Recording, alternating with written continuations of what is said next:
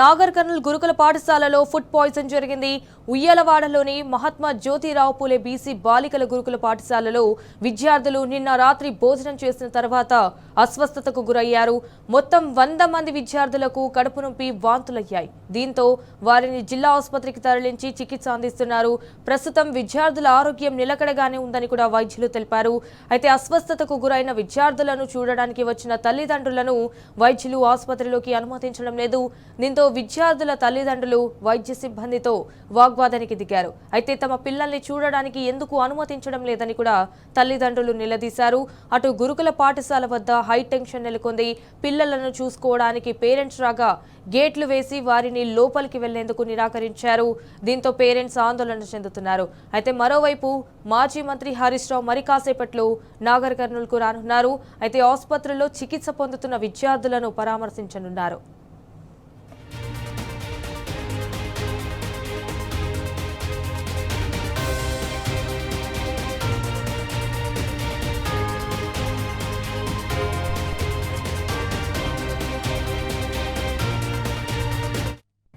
రైట్గా ఇదే విషయానికి సంబంధించి మరిన్ని డీటెయిల్స్ మా ప్రతినిధి చారి ఫోన్ ద్వారా అందిస్తారు. చారి, చెప్పండి, మళ్ళీ నాగర్ కర్నూల్ గురుకుల పాఠశాలలో అయితే మళ్ళీ ఫుడ్ పాయిజన్ జరిగింది అన్నట్టుగా తెలుస్తోంది. సో ప్రెసెంట్ అక్కడ సిచ్యువేషన్ ఎలా ఉంది? అక్కడ ఉన్న అధికారులు కావచ్చు, డాక్టర్స్ కావచ్చు, ఏమంటున్నారు? సంజన, నాగర్ కర్నూలు జిల్లా కేంద్రంలోని మున్సిపల్ పరిధిలో ఉండేటువంటి బీసీ బాలికల గురుకుల పాఠశాలకు సంబంధించి రాత్రి నుంచి కూడా ఫుడ్ పాయిజన్ అయ్యి విద్యార్థినులంతా కూడా ఇక్కడికి జిల్లా ఆసుపత్రికి తీసుకొస్తా ఉన్నారు.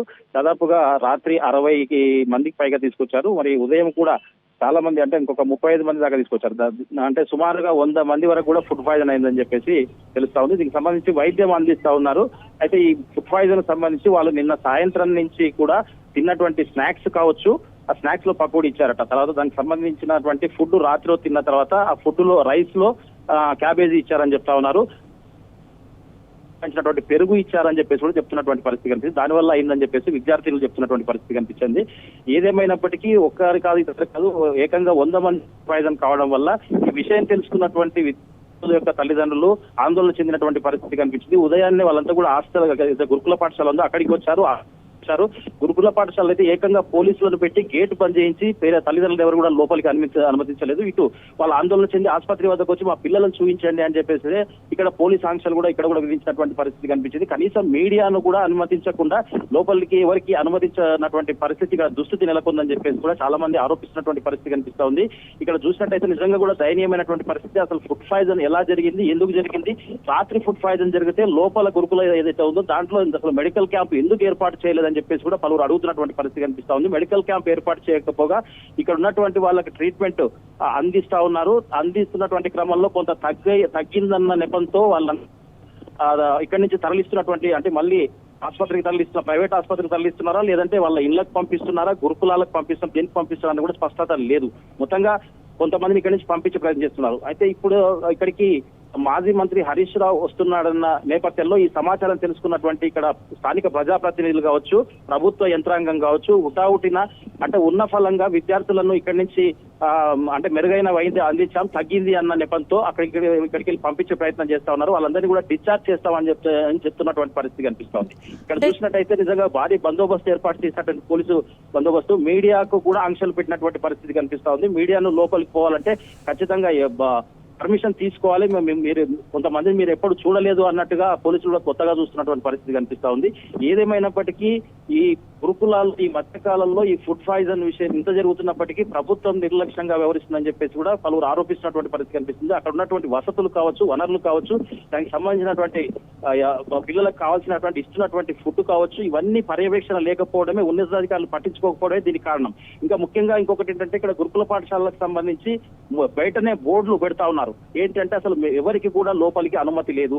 కనీసం మీడియా వాళ్ళు పోతే కూడా ఇది కలెక్టర్ పర్మిషన్ తీసుకుంటే లోపలికి అనుమతి ఉంటుంది, లేకపోతే ఎవరు రాకూడదు అని చెప్పేసి అక్కడ ఉన్నటువంటి ఎవరైతే మెయింటైన్ చేస్తా ఉన్నారో ప్రిన్సిపాల్ కావచ్చు, వాళ్ళంతా కూడా పూర్తి స్థాయిలో అక్కడికి లోపలికి అనుమతించట్లేదు. ఇదంతా ఏం జరుగుతుందంటే వీళ్ళు లోపల ఏం జరుగుతుందన్న విషయం కూడా బయటకు తెలియకుండా ఉంటుంది. బయటకు తెలియకపోవడంతో సమస్య చిన్నగా చూస్తా ఉన్నారు. ఆ సమస్య ముదిరి పాకాన పడి జటిలమై అసలు 5 మంది 10 మంది నుంచి 100 మంది వరకు కూడా ఇక్కడ చేరింది. అయితే ఫస్టే సమస్య తెలిస్తే బయటి ప్రపంచానికి తెలిస్తే దానికి తగ్గట్టుగా ట్రీట్మెంట్ కి సంబంధించినటువంటి ఏర్పాట్లు చేస్తారు, అలర్ట్ అవుతారు, డాక్టర్లు కూడా అప్రమత్తం అవుతారు. ఇదంతా కూడా ఉంటుంది. ఏది చేయకుండా లోపలనే అంటే అదేదో నిషేధిత ప్రాంతం అన్నట్టు గురుకుల పాఠశాలలకి మీడియాను అనుమతించకపోవడం, పేరెంట్స్ అనుమతించకపోవడం, పేరెంట్స్ కూడా లోపలికి అనుమతించలేదు. మరి దుర్మార్గమైనటువంటి చర్యగా చాలా మంది చెప్తున్నటువంటి పరిస్థితి కనిపిస్తా ఉంది. మొత్తానికైతే పూర్తి స్థాయిలో వాళ్లకు ఆరోగ్యం కుదుట పడిందని చెప్పేసి డిశ్చార్జ్ చేస్తా ఉన్నారు. కానీ బయటికి వచ్చిన తర్వాత వాళ్ళ పేరెంట్స్ కానీ పిల్లలు అంటే కొంత కాస్త నొప్పి తగ్గినప్పటికీ వాళ్ళ అనీజీగా ఉన్నామని చెప్పేసి, ఇంకా మాకు కొంత ఇబ్బంది ఉందని చెప్పేసి కూడా విద్యార్థులు చెప్తున్నటువంటి పరిస్థితి కనిపిస్తా ఉంది.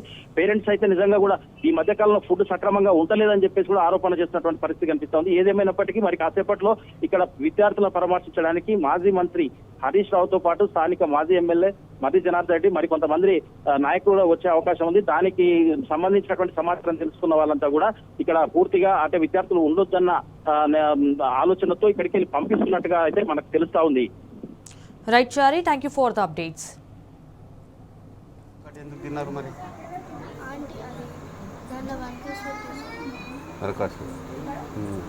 నీకు ప్రిన్సిపాల్ వాళ్ళు రోజు చూసుకుంటారా సాయంత్రం పూట? ఎన్ని గంటలకు ఉన్నారు నేను ప్రిన్సిపాల్ మేడం? మేడం రోజు 6:30 మార్నింగ్ ఏమో రైస్ ఆఫ్టర్నూన్ రైస్ దొండకాయ నైట్ రైస్ ఆలు బియ్యం పెట్టారు. మరి ఏం తింటే మీకు వాంతులేని? గడ్డ. ఎన్ని రోజులది అది? కడ్డు ఎప్పుడన్నా అంటే అన్నం ఉడికిందా? మళ్ళీ ఇంతమందికి వామిటింగ్స్ ఎట్లేని ఒకటేసారి? కడ్డు వల్ల. మీకు నిన్న మెనూ ప్రకారం ఏం పెట్టాలి? నైట్ బ్రింజాలు ఆలు పెట్టారు కదా, మెనూ ప్రకారం అదే పెట్టాలా? అంటే నీట్గా ఉంటుందా ఆడ? మళ్ళీ వాంతులు ఎందుకని నీట్గా ఉంటాయి ఇంతమందికి? కడ్డు.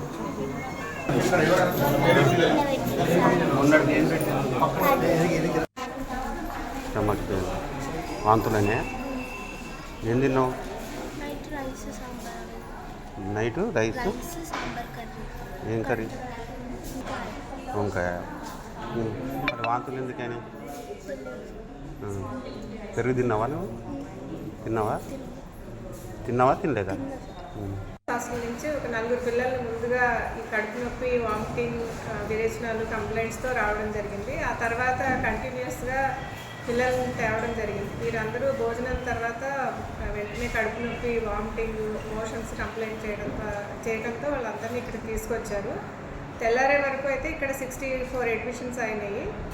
అందరూ స్టేబుల్గా ఉన్నారు. అందరికీ ఐవి ఫ్లూయిడ్, యాంటీబయాటిక్ ఇవ్వడం జరిగింది.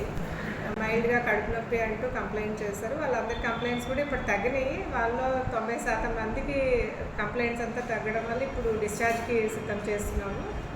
అంతేకాకుండా ఇప్పుడు పొద్దున్న 9 గంటల తర్వాత ఇంకొక 30 మంది పిల్లలను చెకప్కి తీసుకొచ్చారు.